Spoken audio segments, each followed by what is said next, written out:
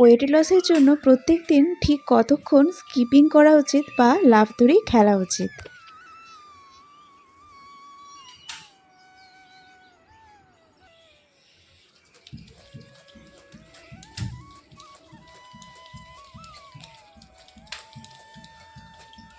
নমস্কার বন্ধুরা, আশা করি তোমরা সকলে অনেক ভালো আছো আর অনেক সুস্থ আছো। আজকে আরও একটা রিকোয়েস্টেড ভিডিও নিয়ে চলে এসেছি তোমাদের সাথে শেয়ার করতে। বন্ধুরা, আজকে আমি তোমাদের বলবো যে নিজেকে ফিট রাখার জন্যে বা ওয়েট লস করার জন্যে প্রতিদিন ঠিক কতক্ষণ বা কতবার স্কিপিং বা লাফ দড়ি খেলা উচিত। চলো তাহলে। আর আমি রিয়াজ ওয়ার্ল্ডের আরও একটা নতুন ভিডিওতে তোমাদের সবাইকে স্বাগতম। দেখো, শুরুতেই একটা কথা বলি যে যাদের কোমরে ব্যথা বা হাঁটুতে ব্যথার মতো সমস্যা রয়েছে বা যাদের হাড়ের ক্ষয়জনিত সমস্যা আছে বা এই ধরনের কোনো রোগে ভুগছে, তো এই লাফ দড়ি খেলা বা স্কিপিং এটা কিন্তু তাদের জন্য একদমই না। আবার যারা অতিরিক্ত মাত্রায় দুর্বল শীর্ণ রোগা তাদের জন্যও কিন্তু নয়।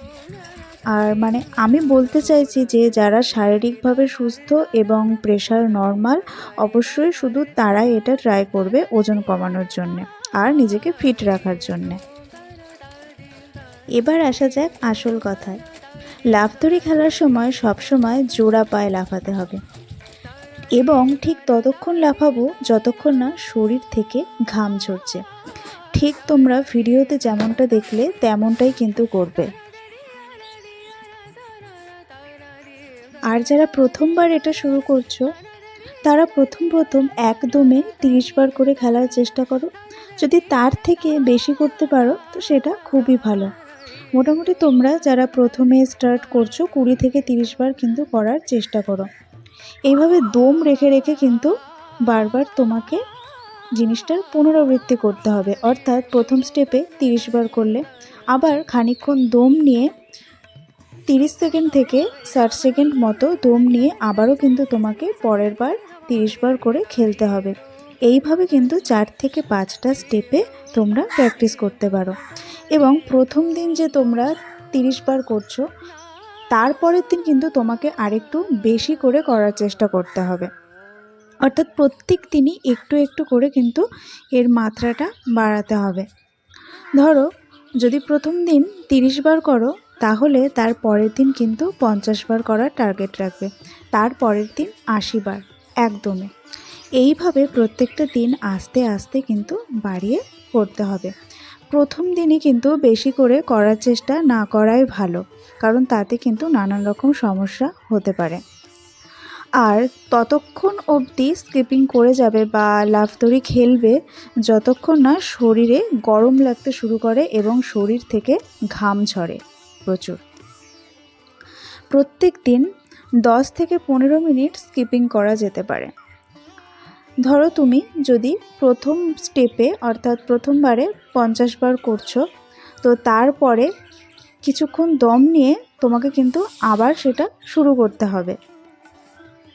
বুঝতে পারছো যে আমি কি বলতে চাইছি? জিনিসটা একবারে কিন্তু বেশি করে করার চেষ্টা করবে না, হয়তো তাতে দমের ক্ষেত্রে অনেক রকম সমস্যা হতে পারে কারোর ক্ষেত্রে। তার জন্য বলছি অল্প অল্প করে একটু একটু করে দম নিয়ে 4 থেকে 5টা স্টেপে করার চেষ্টা করো, তাহলে দেখবে কিন্তু খুব ভালো ফল পাবে এবং এতে কিন্তু শরীরেরও কোনো অসুবিধে হবে না। আর আমি আমার ক্ষেত্রে বলছি, অনেকেই তোমরা আমাকে জিজ্ঞেস করো যে আমি প্রতিদিন কতবার করে স্কিপিং করতাম ওজন কমানোর জন্যে বা এখনও কতবার করে করি। তো প্রথমে যেদিন আমি স্কিপিং করা শুরু করি, তো প্রথম দিকে আমার ওয়েট যেহেতু 60 কেজি ছিল, আমি কিন্তু প্রথম দিনই স্কিপিং করতে শুরু করিনি। এই কথাটা আমার এর আগের ভিডিওতেও আমি বলেছি। যারা আমার আগের ভিডিও দেখবে তো তারা এটা অবশ্যই জানবে যে আমি কিন্তু বেশ কিছুদিন ওয়াকিং করেছিলাম সকালে এবং সন্ধ্যায়। তো তার মাধ্যমে শরীরটা কিছুটা হালকা করে নিয়ে তারপরেই কিন্তু আমি স্কিপিং করতে নেমেছিলাম।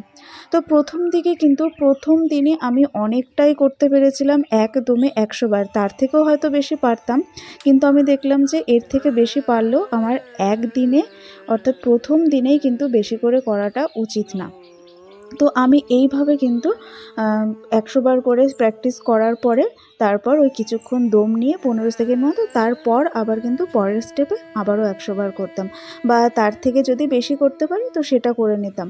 মোট কথা স্কিপিং করতে গেলে অনেকের হয়তো দমের সমস্যা হয়, তো সেই ধরনের কোনো সমস্যা বা শ্বাসের কষ্ট যেটা, সেটা কিন্তু আমার কখনোই হয়নি। আমি একদমে অনেকটাই করতে পারতাম এবং আমি একদমে কিন্তু এখনও অনেকটাই করতে পারি।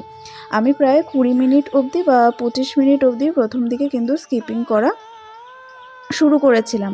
তো তারপর যখন দেখলাম যে ওয়েটটা আমার অনেকটাই কমে এসছে, একটা সাধারণ অবস্থায় আছে, তো এখন কিন্তু আমাকে প্রত্যেকদিন স্কিপিং করতে হয় না।